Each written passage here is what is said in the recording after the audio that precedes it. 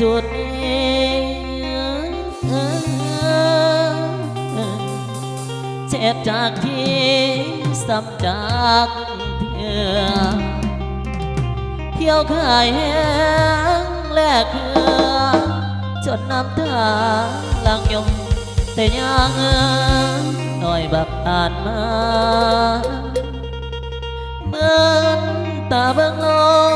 กกว้างเพียงแต่เลขสองพ่อแม่มีปัญหาเลิกงานไปคนเกับลาพวกกับนั่นคือน้องเป็นกำพร้อยปากพ่อแม่ลาคันแฟนบ่ซอยแก่คงสิไปบ่พูดมีหวังลมว่าเครื่องว่างหนัวแฟน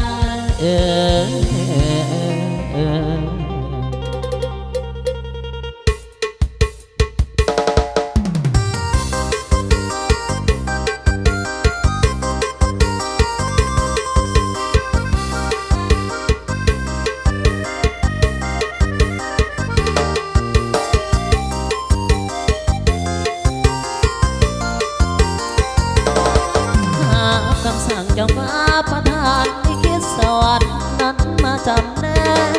ได้2 เดือนพ่อแม่มาแตกแยกคนที่แบกความทุกข์คือเอากินข้าวก็ใบน้ำตาสีเดียวหาไปมาแบ่งเบาอาศัยพ่อก็ปัจจัยให้เขาส่วนแม่ของเขาเพิ่งเอาไม่มาขอพี่น้องบอกในหัวสร้างทั้งลุงและป้าหน้าบ่มองน้ำตาไหลจนใจร้อยละลองได้มาเป็นนางของพ่อสวรรค์เมตตาป้าปานฟ้ามีตาแนม2 คนที่ขาดพี่น้องเสมอข้างหนึ่งบ้างมีบางครั้งนั่งปงทุกข์กันนิจาน้อยเกินมาว่าคือเขาพ่อแม่เฮาบ่เพียงพอยอมรับในทุกขาดมาลุงและพาหน้าเป็นเดือนน้ำตาไหลใส่หมอนบางคืนเวลาตื่นจากกินใส่อยู่สายของให้ปลอบใจตัวเองถอดสิ้นงานใส่เพลงวันเองกองหลังตาย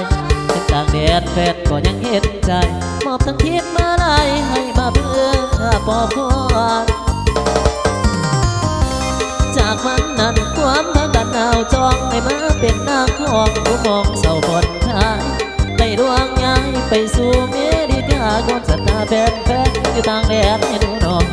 แม่นเลือดลอยไปจนสุดซอยเยี่ยมยังเตรียมตัวอยู่ลืมคนโง่เจ้าทำเข้าใส่สมองเป็นนักของต้องบังถึงแฟนผู้แก่นใจถึงความจริงอย่าเบื่อฟังเสียงน้อย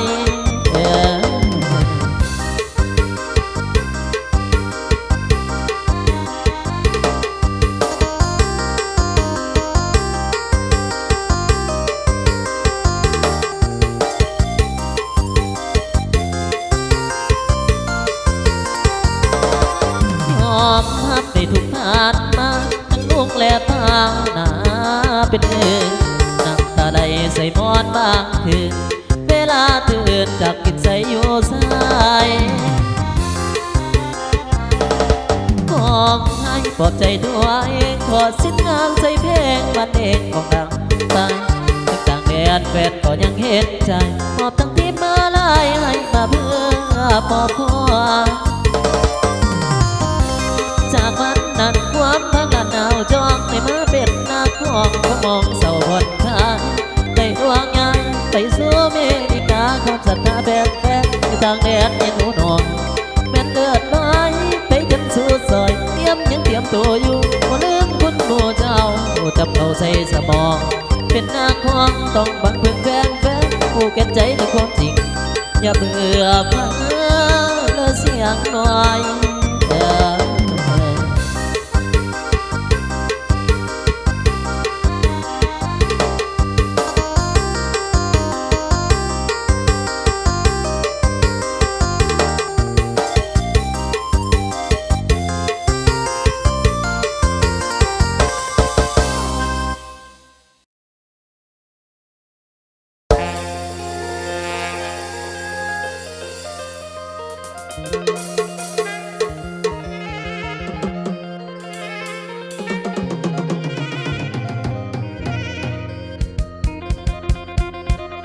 ลา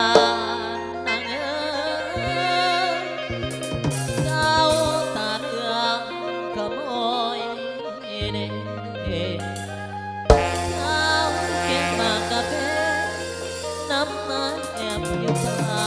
กซอยและยังคิดเดือนหน้าน้องบ่มีมือว่าสิเดือนยามกะเอิมนอนรวมแน่หัวใจเก่ามันเน่าอ้างน้ำตาดังย้อนให้รอแล้วเจ้าบ่มาและฉันแม่ตัวยังเหตุหาน้องเหตุหากายโยมารสตาและยังคิดถึงความหลังทางผ่านมาแต่โดน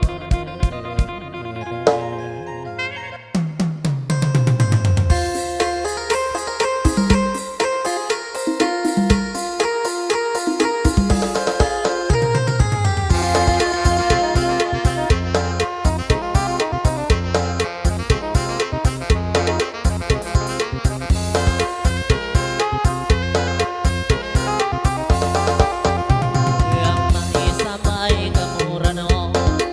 หลังโมเดิร์นพอกกันเข้าพม่าหมอลำจะเมื่อสงต่อเสียงเจ้าชูน้ำน้ำยามปียามค่ำคิดคำนองของลำเครื่องลานมีจนดำมึงว่าจะได้พบเจออีกกระมูลลังไว้เจ้านั้นดาบุงเอาไว้ฟังวิธีการปล่อยให้เขาเสียใจก็กลับมนลาวก็เธอ เคยมาเรื่องที่เป็นเขานั้นได้มาอยู่กันอยู่ที่เขาสองมองตาพาสิว่าไปสอนมาโดสุดงว่าเอาพวกยังส่งกันใจน้ำตาโนในใจ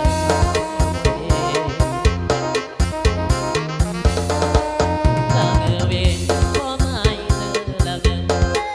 ต้องเอาคือว่าจะบ่รอก็รู้มาแล้วแท้ให้เขาหาติดหัวจุดเด็ดซ้ำในสวงก็กระพุ่งกูว่าเยอะ ไม่ฟ้ากับไม่เนื้อแสดงจังเป็นของแก่ไว้ประเบียงของเจ้าไม่ถูกละเงินเธอละไงของทุกยาวมีสุดกับเขาแสดงข่าวเก็บมาคาเฟ่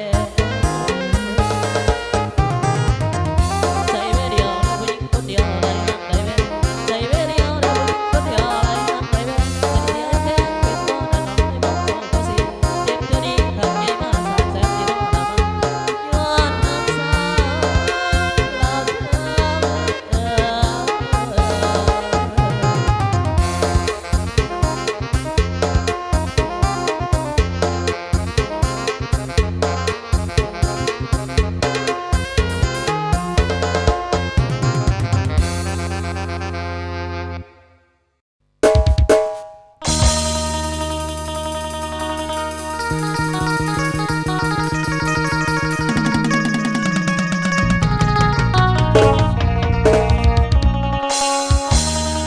ลาแส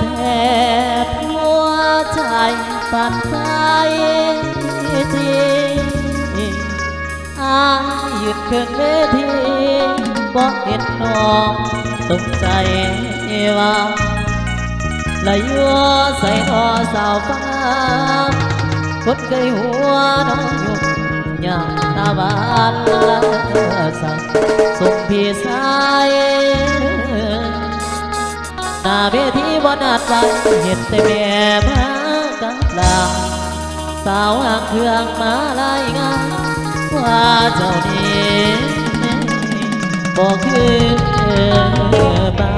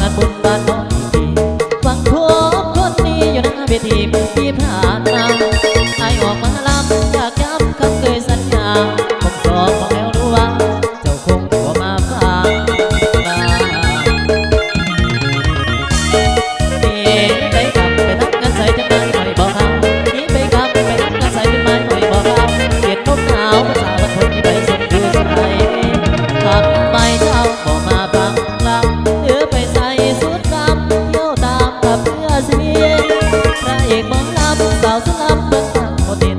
บ่คือเพื่อชีวิตบ่สิ้นได้บ่งงาบ่หน้าเวทีคืนนี้ไม่มีบันไดเต้นไปรำไปแต่ในหัวใจละครับหัวใจไอ้สองคิดฮอดแต่สาวฟังดำไอ้น้อสิมาสวยดำหัวใจหมอลำสามเย็นต้มตองสตาร์ไปมองมาตรงจุดเอานี้เก็บต้มตองสตาร์ไปมองมาตรงจุดเอานี้หน้าเวทีเป็นสาวฟังแก่นแต่แบบตัวเป็นนักน้ำเห็นคนงามในหนุ่มมองลำอยากเอาหยกแต่กะหูอยู่ดอกว่าแม่นเทเป็นเหือฝากคำไปหาสาวฟังลำคนเคยดำเพิ่งได้มองลำคิดถึงสาวซึ่งที่เคยฟังดาสังกัดเป็นเสียงอับดอกสังกัดเป็นเสียงอับน้องเป็นตำน้องมากินนอนเป็นเก่าพ่อผู้สาวมาแซวนาใจนั้นเป็นเพลงของน้ำถึงเมื่อตาผสมลอยยิ้มเป็นจากคนแทนน้องก็ไม่ได้ออกลำยางใจหัวใจสั่นคิดว่าสาวฟังลำที่เคยเชื่อ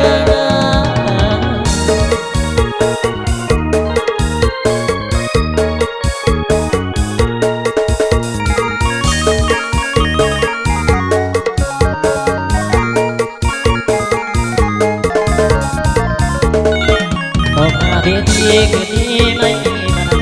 เต้นไปรำไปแต่ในหัวใจละกาหัวใจไอ้สองคิดฮอดแต่สาวฟังลำในโน้สิมาสวยดำหัวใจหมอลำสามเย็นนกตองสตาไปมองมาตรงจุดเอานี้เก็บนกตองสตาไปมองมาตรงจุดเอานี้หน้าเวทีเป็นสาวฟังที่เป็นแฟนตัวเป็นนักน้ำเห็นคนงามในหนุ่มมองลำอยากเอาหยกแต่กะหูอยู่ดอกว่าแม่นเทเป็นเหือฝากกลับไปหาสาวฟังลำคนเคยลำเพิ่งได้หมอลำคิดถึงสาวซึ่งที่เคยฟังลาสังกัดเป็นน้ำเสียงอับดอกสังกัดเป็นน้ำเสียงอับดอกเป็นตำน้องมากินนอนแฟนเก่าพ่อผู้สาวมาเสนาใจนั้นเป็นแขกว่านั้นถึงเมื่อตาไปสมรอยยิ้มเป็นจะหาคนแทนน้องก็ไม่ได้ออกลักยาวใจหัวใจสั่นคิดว่าสาวฟังลำที่เคยเสื่อ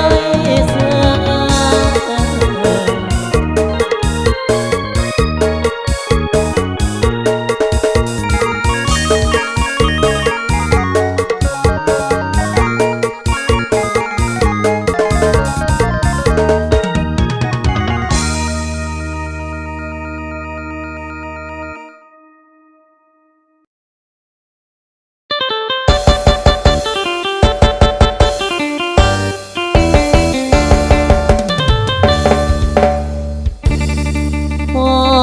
งพันษาแล้วเดินน้องว่าจังไงงานน้องสองเอานั้นบางสิแน่น้องพันมาปัดแบง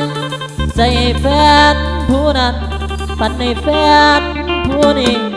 บ่คือกี่ที่ผ่านมาลาตัวไอ้สายขายควายตัวตายทั้งหมูคอมเป็ดกายเพื่อซื้อแหวนมาน้องไว้เองก็เลยได้แต่คิดนะโอ้น้อแฟน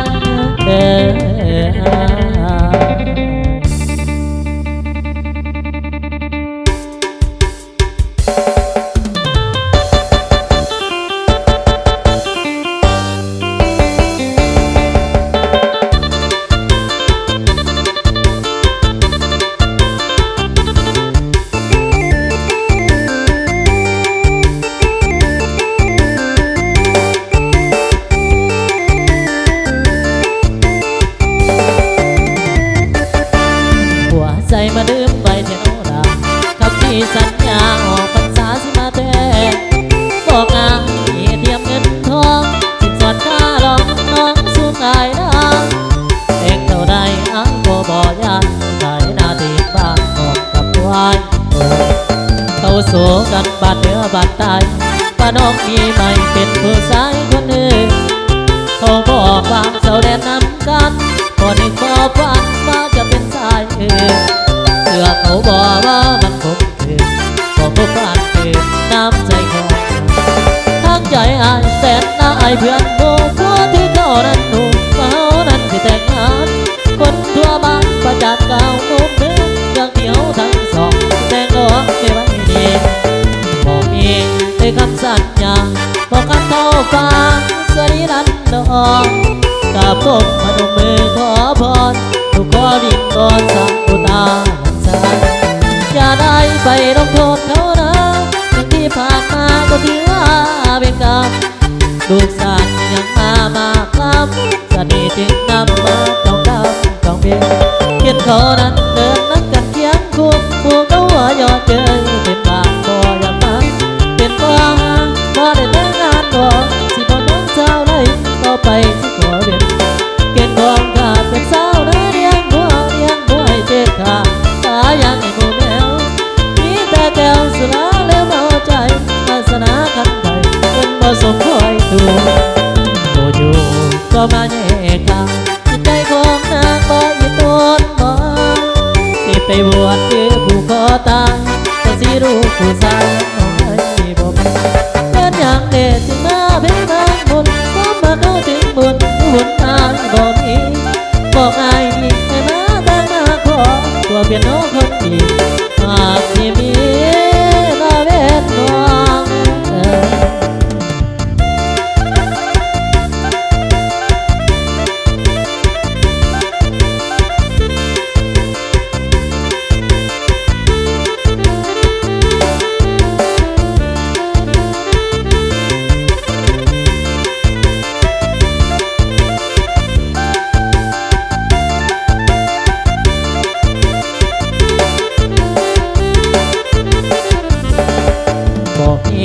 ในคำสัตย์นะบอกให้เข้าฟ้าสวยกันลงกับลมมาดมมือขอพรขอวิงวอนทางผู้ตาสันอย่าได้ไปลงโทษเขานะอย่างที่ผ่านมาถือว่าเป็นกรรมลูกสาวเมียงมาครับสามีจึงนำมาต้องดำต้องเป็นเห็นเขานั้นเดินนับกันเคียงคู่เขาว่ายอดเยินเป็นบาดบ่อยากตั้งเป็นตัวบ่เลยตั้งงานบ่สิบ่มุนสาวไรก็ไปสิบ่เว้นเก็บของขาดเป็นสาวนะเลี้ยงหัวให้เจ็บขาดตายังอีหมูแมวมีแต่แก้วสุราแล้วเมาใจวาสนาคันใจเป็นบ่สมควรดูอยู่ก็มาแย่ขาดจิตใจของนางบ่อยู่ต้นบ่สิไปบวชหรือผู้ขอตายก็สิรู้ผู้ชายนั้นของนางบ่เป็นอย่างเด็กมาแพ้ทางบุญความมาเข้าถึงบุญนายบ่มีบอกอายดีให้มาแต่งมาขอตัวเป็นน้องคนดีหากสิมีอาเวทน้อง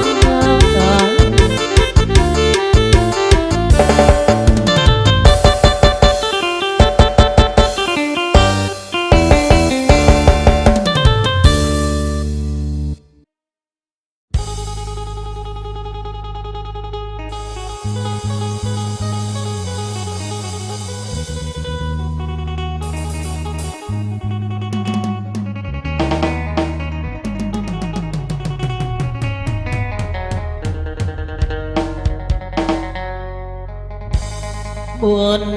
บังไฟยังจำบ้านสองเฮาสัญญากันวันสงกรานต์พบกันใหม่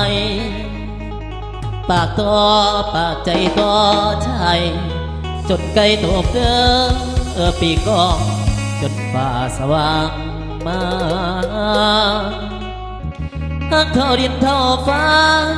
น้องบอกว่าบ่ลืมลง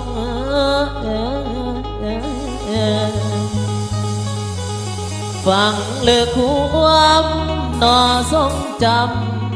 ำส่วนนายยังเด้อจำได้ เ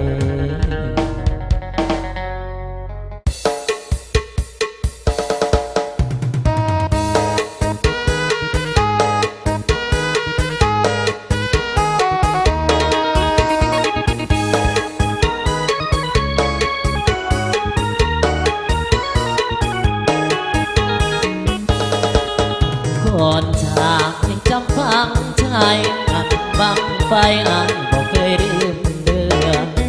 ยังดีบ่ทันถึงเดือนสงกรานต์ก็เคลื่อนเข้ามาทันทีน้องนั่นให้อายไปหาต้องรักษาสัญญาสองเอาไว้ให้ดีดีใจในหากเขาครั้งนี้สุขสมหรือดีบอกมีสิ่งเปรียบปานสมกันเข้าทั้งบ่าวทั้งสาวหลายคนเป็นผู้มีผู้ใหญ่ผู้น้อยใดเป็นพันเขาในน้ำตาหนักสังสีนางและที่หมดทิ้งสีเพียงรักตัวเฮานั้นยังมีความหวังคอยแต่ในอุ่นสัญญากับคนเจ้าดินเดียวบ่นาเอาอยากดูกันหลายคนสังสาปะลนคนหาเขาบ่มานั่งคอยตั้งแต่8 โมงกว่าบ่ายโมง2 โมงก็บ่เห็นเจ้ามานำเสบังไฟไรดังอายืนแคมฟังตั้งตารอคอยจิตใจละมือเฝ้าคอยพอเลยมีจอยพอเห็นน้องแพ้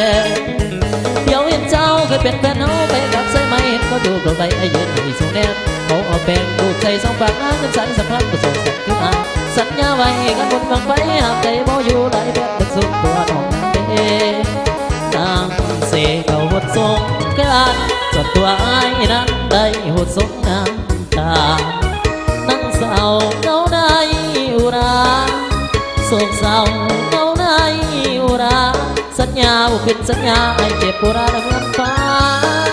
ผ่ากลางใจตัวอ้ายจะใช้สติสาสีมันต้องมาซ้ำใช้ผู้นั้นในผู้น้องมาเขาอ้ายโศกเศร้าเจ้ามีแต่สุขสันต์อ้ายนั่งเศร้าเจ้ามีแต่สุขสันต์มันสุขการพาเพนายดีผู้หญิงตกนายดีผู้หญิงตก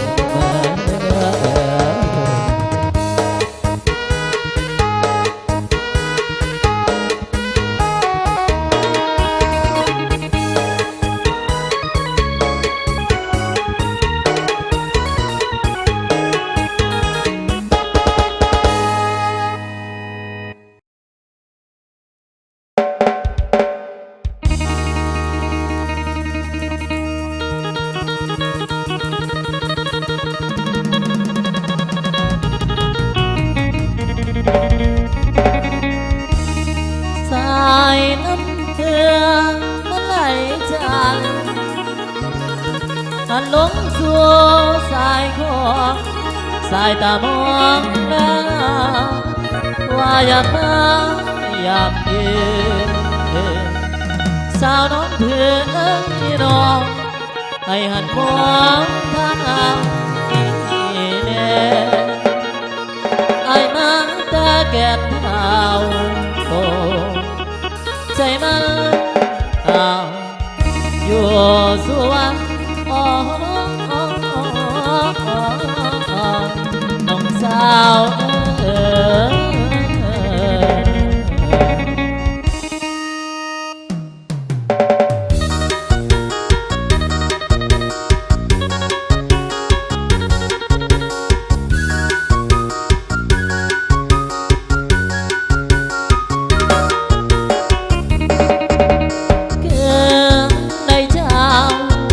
แก่นเท้ากับสาวน้องคือเคยสร้างข่าวเลยสาวน้องคือน้องบ่ใจรักถึงง่ายจะจนหน้ามองบ่เคยลืมคำเที่ยวไปหาทุกเสาร์ค่ำน้องบ่ลืมคำอ้ายเลยคนดีอ้ายนี้มานั่งเงาง่อยนั่งใจร้อยเบิ่งสายนาทีลืมตาได้แต่เพียง20 เบิ่งสายนาทีบ่เต็มหน่วยตามองดูฟ้าเมื่อใกล้ผ่านสู่เลยสู่ตาฟ้าทุกวัดเมื่อหวังห่างหวังแต่ละเจ้าผู้อยู่แลไกลอยู่ลินไทยน้องคือจงไม่เคยคำเบาไล่มาพบเจ้าสวงเอื้อแก่นเท้าน้องคือเคยได้จับมือคือแค่ถูกขับสองเขา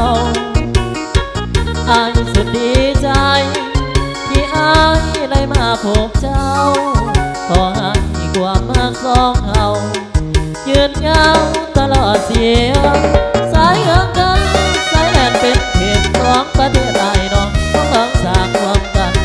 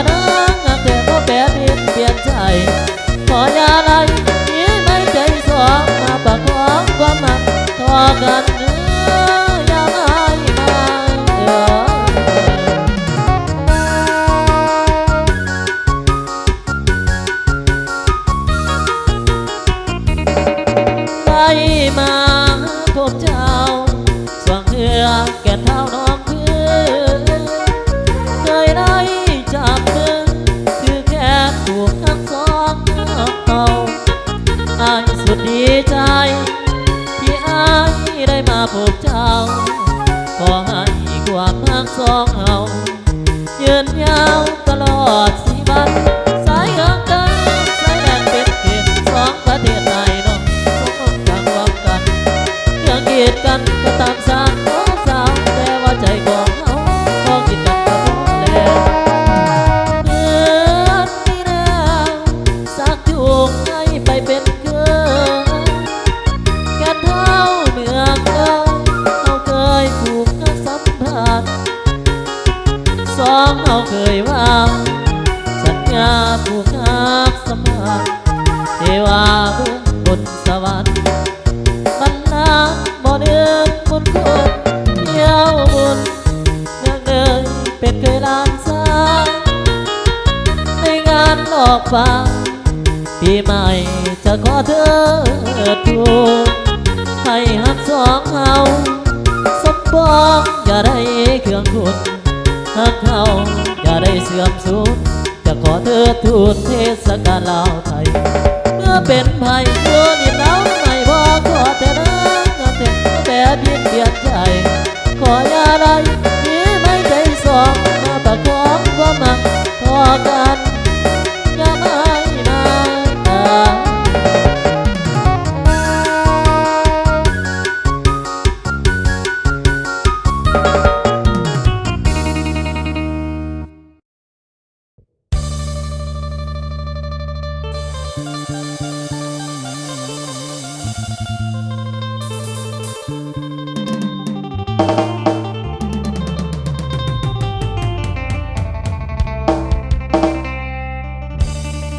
น ลาหัวใจให้ลืมน้องเงินค่าดอกบ่พอแต่เพื่อนน้องเพียงจนมาเกือบพอดได้ไอ้เด้อยากเพราะว่าโจลาความมักมีเรือนล้นจนบ่เสื่อในเสียงจากฟังราคาสิเป็นลมไอ้คงใจกินยาแก้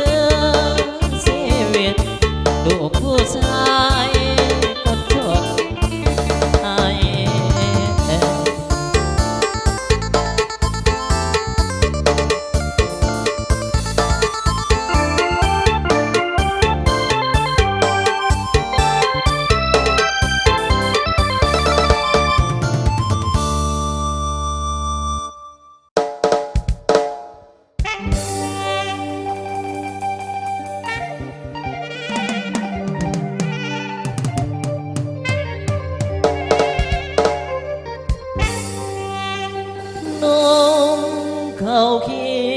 ยวสาวเฮียงขายามมีการมีงานเสนเอาเพื่อนพากันเที่ยว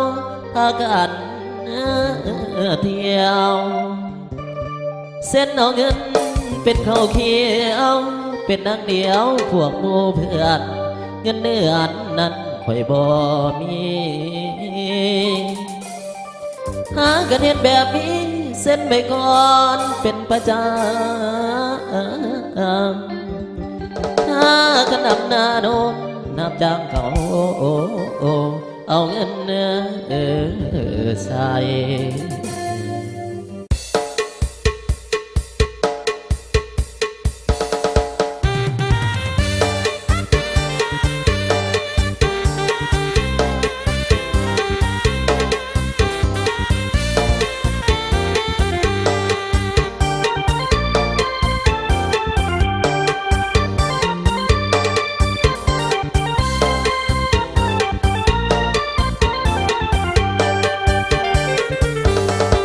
บ้านใดมีงานเส้นตะวันแลกเป็นเขาเคียง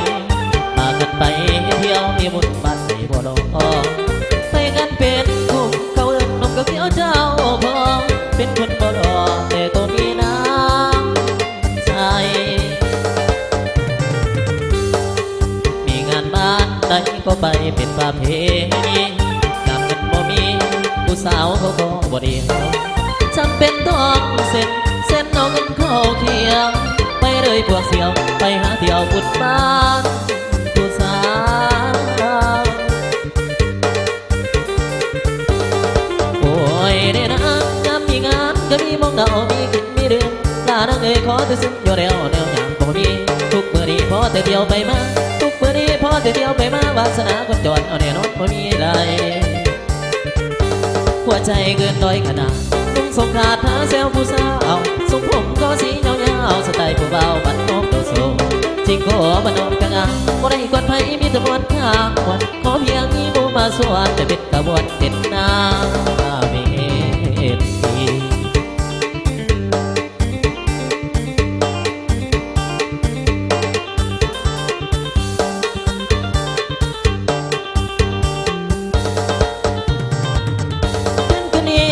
ีบวนสนเอาสาวสักหน่อยมาดึงกันคิดอยู่หันบอนแอนน้ำบงคิดอยู่หันบอนแอนน้ำบงมือจะทวงหาเงินใจได้หุ่นยันเศร้ามาแล้วเสียดายได้โมเงินเขียวที่กูเส้นไปพึ่งพา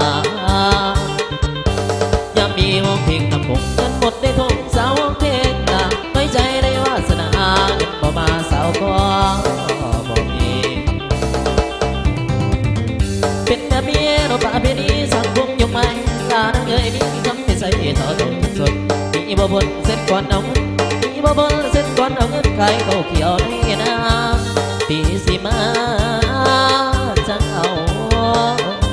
ใส่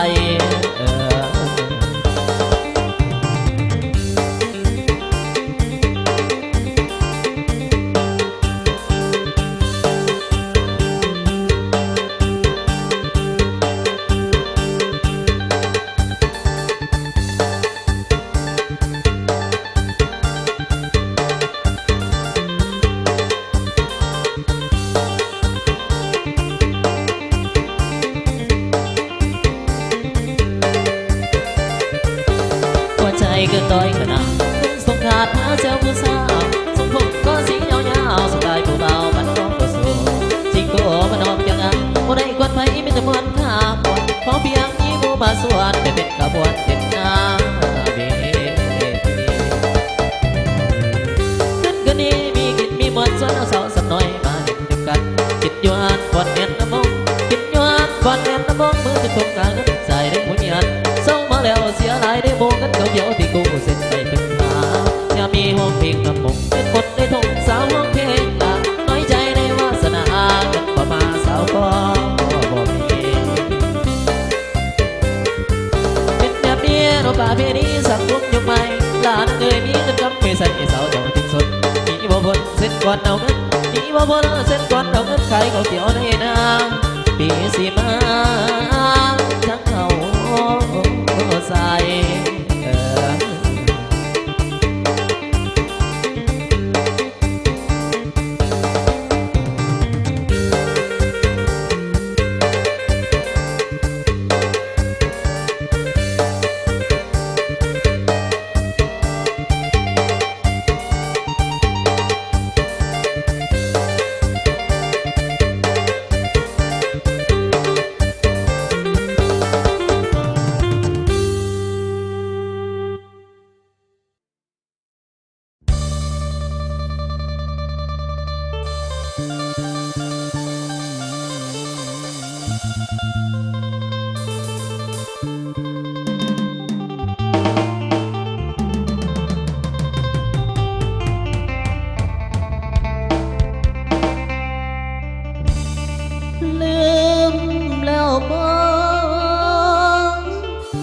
ขอเป็นเคยลาลูกเลยกลับคืนมาหาเจ้าอีกแน่ใหญ่โอ้ยมักสาวลาแม่บ่ได้จนเป็นไข้เกือบป่วยตาย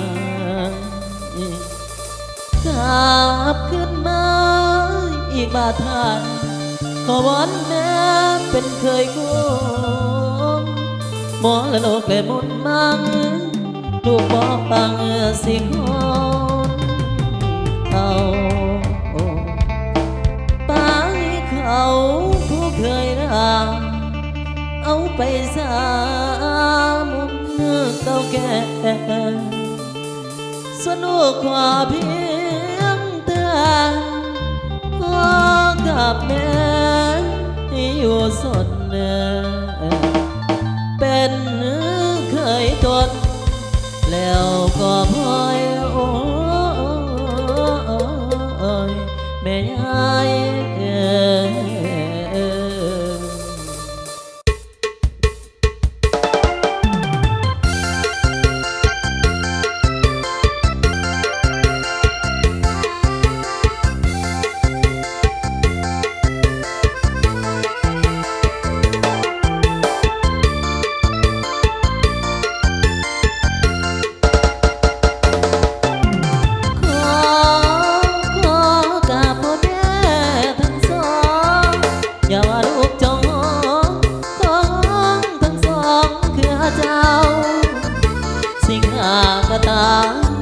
สิขายก็สุดแต่แม่เท่า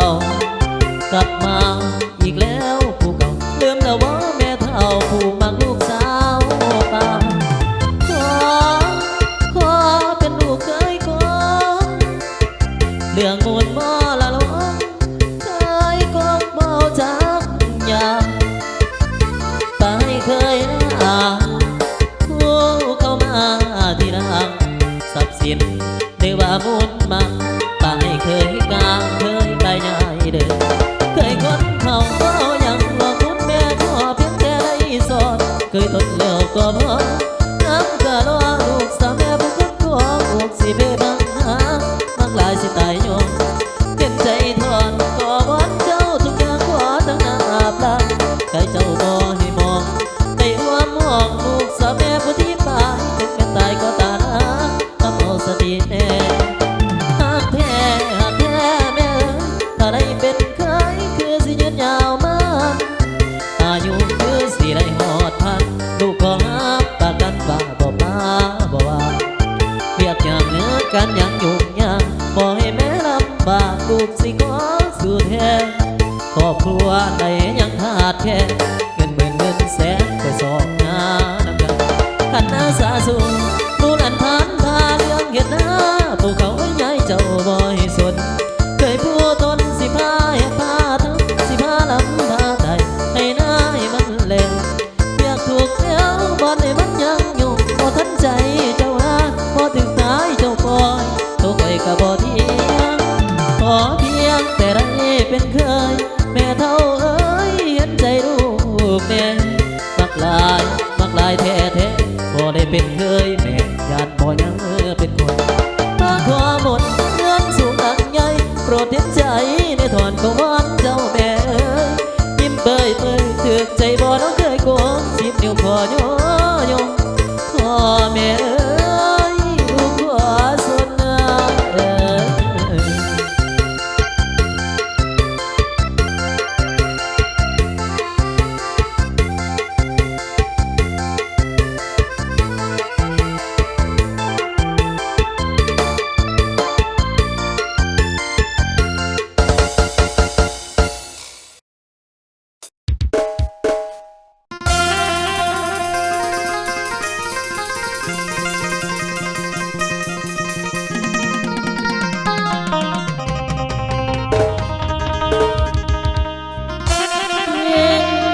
ไปมา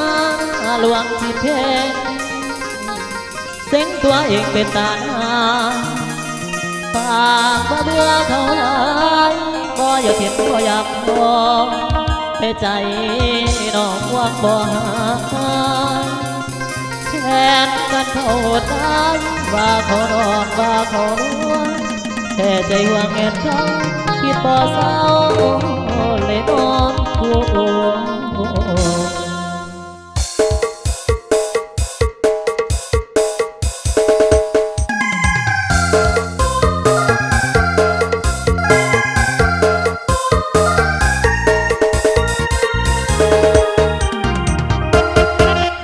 ใจเอ้ยทำไมได้เลยผิดเขาเมื่อบทก็บังเห็นเขานั่งคุยสายน้ำภาพติดตาบอกว่าไม่ดึงมันไม่นานก็พันลืมแค้นแสนหนาวตั้งใจดีทีนี้ต้องลืมเขาจริงเรื่องผู้หญิงไม่มีแต่เขาหรอกนะกัดฟันลืมเขาเลือดเข้าตามือกายหน้าคิดไปได้หน่อยเดียวที่แนวเกี่ยวหัวใจของคนงามเดวสุดกลมคงที่ลูกอินคนถึงกระนานบาเป็นอย่างโง่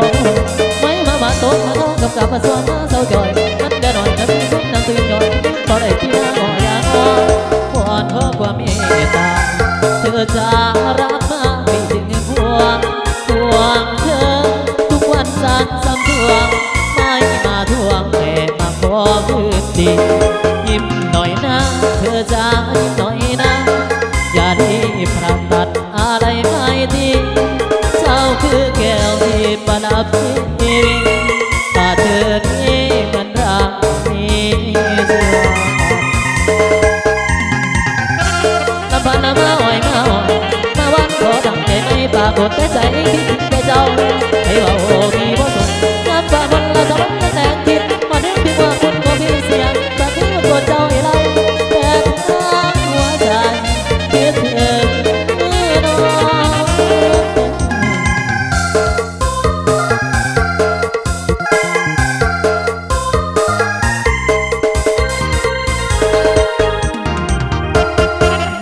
หน่อยนะเธอจ้าหน่อยนะอย่ารีบผ่าตัดอะไรไม่ดีเจ้าคือแก้วที่ประดับชีวิตถ้าเธอนี้มันรักมีเชื่อเราพันมาอ่อยมาบ้านขอตั้งใจไม่ปรากฏแต่ใจที่ถึงแต่เจ้าเอ้ว่าโอ้พี่ว่าสนน้ำตามันละสะบัดละแตงเพียงวันนี้ที่ว่าคุณก็พี่เสียงตอนนี้ก็โกรธเจ้าให้ได้แต่เธอหัวใจคิดถึงน้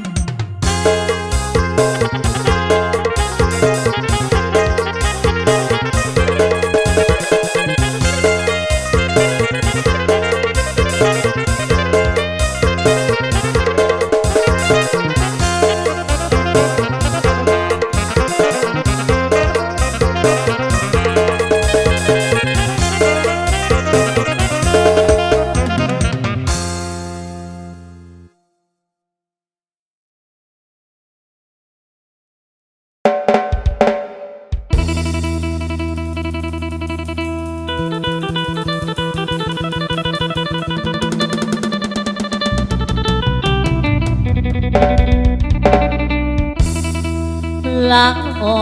กพรรษาสัญญาไว้เป็นจังไงก็สิแต่ลาแม่นสิถือดื้อแพ้อายก็ยอมแต่งเจ้าเสียวเข้าแม่นหัวพอลาอดใจรออย่าเฝ้านายเด้อหัวใจถ้ามีคนมาขอไว้บอกขึ้นไปว่าน้อง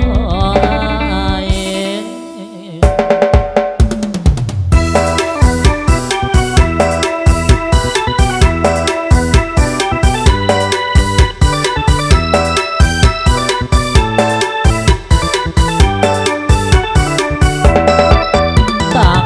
ใจ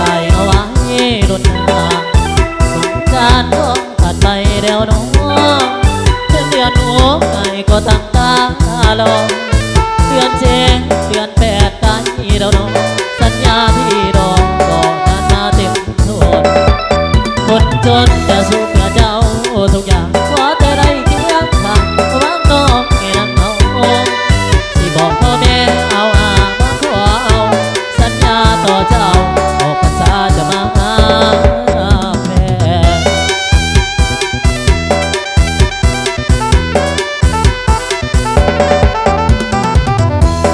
โอ้ยนอนนางความนั่นเองคือเป็นแฟนกับกูความนั่นเองคือเป็นแฟนกับกูก็เป็นผัวอีน้องเพราะน้องกูหัวซองไอ้ยังน้องเดินตัวมันตายฟ้าสลายในจงกู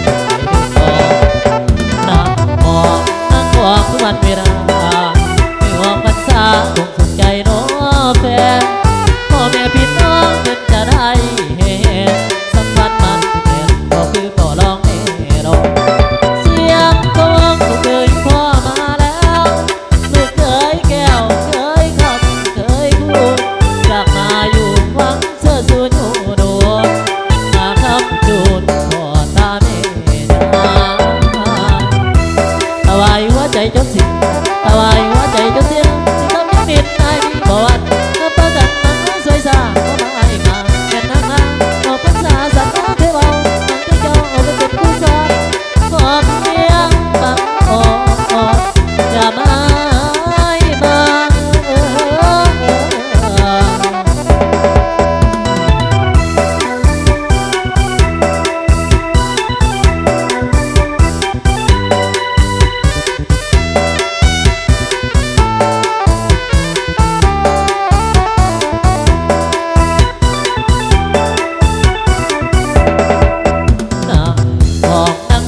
วันเวลาเพิ่งออกพรรษาคงสุขใจน้องแฟนพ่อแม่พี่น้องเพิ่นจะได้เห็นสัมพันธ์มันแก่นก็คือพ่อร้องแม่น้องเสียงของลูกเคยพ่อมาแล้วลูกเคยแก้วเคยคำเคยคู่อยากมาอยู่วังเสื้อสูญอยู่โดนมาคำจูนพ่อตาแม่ยาตะวายหัวใจจนสิ้นตะวายหัวใจจนสิ้นทำยังนิดนายดีประวัติมาประกันมันสวยสาเข้ามาไอ้มาแก่นนักนะออกพรรษาสัตว์น้องเคยเบาน้องทั้งเจ้าเอาไปเป็นผู้สอนขอเพียงบังอย่ามาให้มา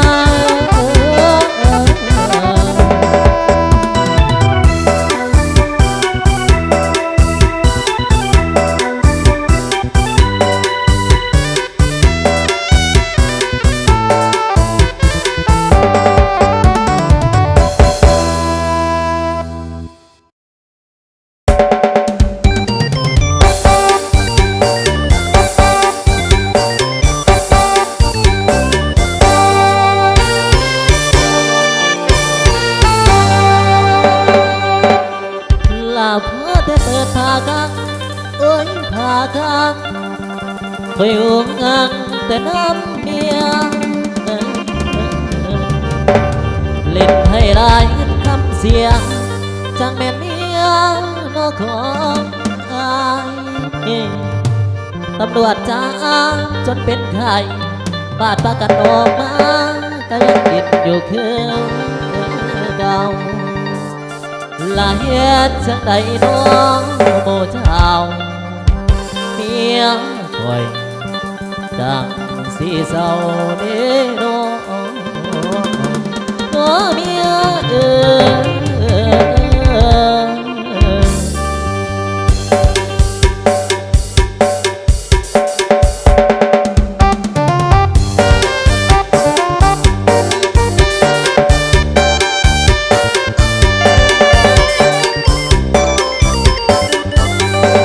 อยากฟังอยากฟังอยากฟังนี่นาดิทายปิดตาที่ก่อนอยากฟัง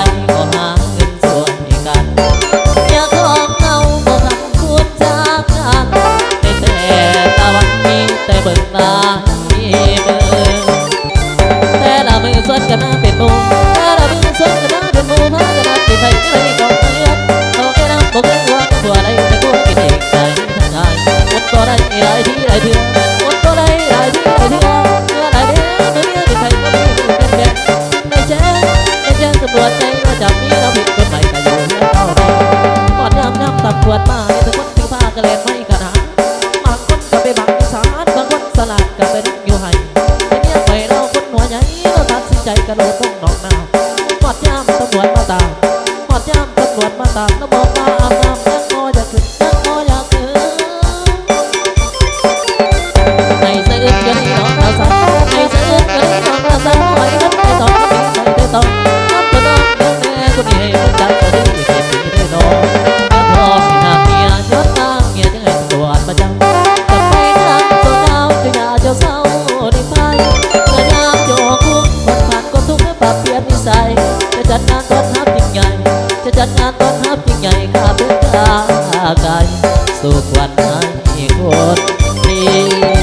เป็นเท่านี้บ่ได้หากลับตัวพี่ไว้ก่อนแม่งามๆถ้าจะต้องได้ไปที่หาสวรรค์คันแม่น้องเดี๋ยวเปลี่ยนเดี๋ยวแปลงคันแม่น้องเดี๋ยวเปลี่ยนเดี๋ยวแปลงไอ้สิลงก่อนเพลงสวนเด้อน้องสัวว่าพื้นเด้อน้อง